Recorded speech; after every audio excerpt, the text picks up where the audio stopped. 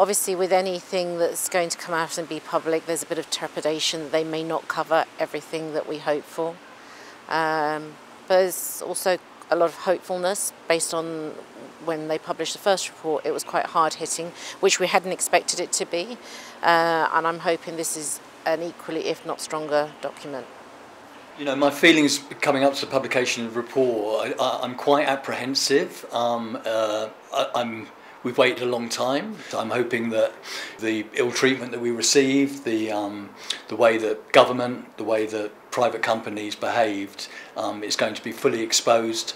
The buck passing that took place during the public inquiry, where none of the corporate core participants took any responsibility for their actions, is going to come to an end. The buck will stop, and we will finally be in a position where we have the truth, and we will be able to call out some of these companies and the government for the way that they behaved.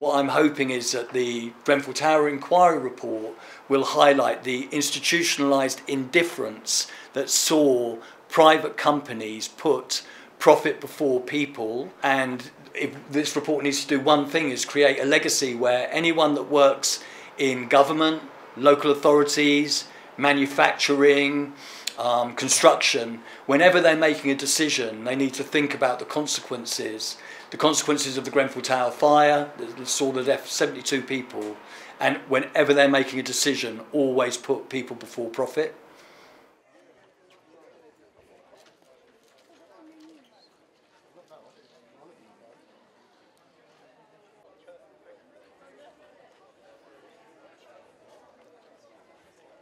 This has to be a landmark report. This has to be a report that sees a tide change in the way that organisations and government, local housing, social housing, local authorities are governed and managed, because we've seen all too often in lots of different organisations as well where people have completely sidestepped their areas of responsibility. We can't allow that to happen. You know, unfortunately this country's governance is broken at the moment, and this report needs to change that.